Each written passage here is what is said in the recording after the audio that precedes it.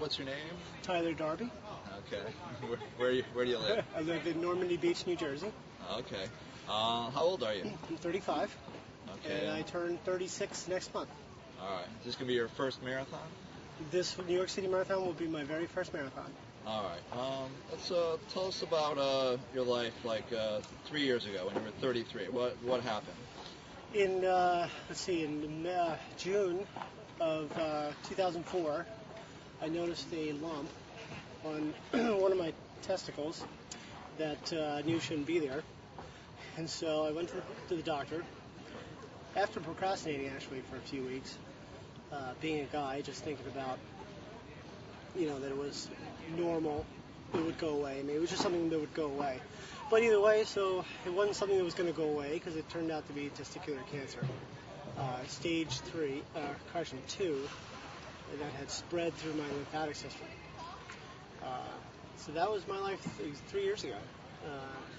But I was out of shape and I didn't exercise, I didn't work out, I wasn't very active. And that was a life-changing event. So that brought me to where I am today. Yeah. Now, what happened with the cancer? Did you go through treatment, like chemotherapy, or did they have to perform surgery? Or? I went and they removed the testicle, and then they tested to find out what type of cancer you have, what type of testicular cancer, and what they do then is they find out if it's spread, and it did spread through. Like I said, into my abdomen area, through my lymphatic system, and you go on chemotherapy, which is chemical therapy. You just get an IV, and they pump you full of chemo to kill the cancer cells. And that kills all of your cells. So I did that for 3 months, 4 rounds of chemotherapy, etoposide and cisplatin. It's nasty stuff. Unfortunately, a lot of people know what I'm talking about. So, and then after that, there were still enlarged lymph nodes. So at Sloan here in Manhattan, they cut me open from here down to here. In a 6.5-hour operation, they removed about 43 lymph nodes, about this big, that had the tumors were still enlarged. It's quite a lot. I mean, 43 of them. And took a while, and then got a big zipper scar right here. Can we see the scar? Sure. It goes from here down to there. And it's kind of like a badge of honor now. At first I was like, oh, I got to put Mederma on it, I got to put vitamin E and make it go away. But now it's like, it's a badge of honor, like going to war. Coming back and you're like, this is what I went through, so this is my battle wound. 2005 came around right after that, and I went back to work. I'm a pilot. Went back to work, and but I just really took a look at my life as far as being healthy, and so I started to eat better. I started to exercise more. I got on the treadmill a lot. I got into a gym and I swam. I just started eating differently. I quit dairy. I'm asthmatic, which is also, I grew up completely asthmatic and addicted to my inhaler, my little puffer. Yeah. And so I quit dairy, which a lot of asthmatics should do. Get rid of the dairy. You don't need it. It'll build congestion. And right now I'm a little hoarse, but that's because I was talking to so many people on the run. I met so many great members of Team for Kids, so I'm a little hoarse right now.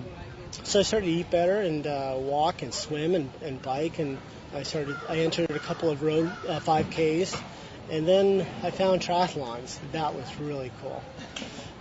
When did you do your first one? July 8th of 2005. And so not too long ago, I just did the repeat of the same triathlon I started with this past July. How did your time improve from when you were finished? By like 10 minutes. Oh, nice. And it was like a sprint triathlon. Yeah. So, and I set a personal record in the run portion. Oh, wow. And I really am starting to enjoy the running. At first it was the biking, but now I really like the running. Oh, wow. So Now, I've seen photos of you before this all happened. How much did you weigh before the cancer? I weighed 198 pounds. Oh, wow. And I think I'm hovering around 163 now. Wow. I can hold about 163. Nice. And so about 165. So we're talking in the neighborhoods of 33 pounds that I lost. Wow. And yeah. Sometimes I think about it. It's like, man, that's like 18-pound bowling balls that I was carrying around that I didn't need. You think about that. Like, here's 2 bowling balls. Carry them around all day long. So. Now tell us about the marathon. What made you decide to sign up for the marathon? The marathon came about by accident. I met Coach Adam. I never intended to do a marathon without it being part of an Ironman. I wanted to do an Ironman someday because I really enjoy triathlon. So I knew I was going to do a marathon, and it was going to be part of an Ironman. And then through a website that I'm a member of called triscoop.com, I met Coach Adam, who is a coach for Teen for Kids. And he contacted me and said, hey, you want to run the New York City Marathon? I was like, yeah, sure. And it turned out Lance Armstrong is running in it this year. So it was just like a double bonus. It was like, wow, this is really cool. My older brother, Scott, he's run the New York City Marathon. He ran it last year, and he won't be able to run it this year, so I will. Another Darby will get to keep running in the marathon. Nice. And so that's how I got involved with New York City Marathon, through Team for Kids. Just by accident. How has your training been going for the marathon? It's been going really well. It's tough because I fly. I'm a pilot, and I spend 8 days of my life on the road consistently, and then I come home and I get 7 days off. So I have to find time during my work week to run, which, I fly all day, and then I'll go to the hotel room, and I'll usually go on the treadmill in the hotel, or I'll just jog outside.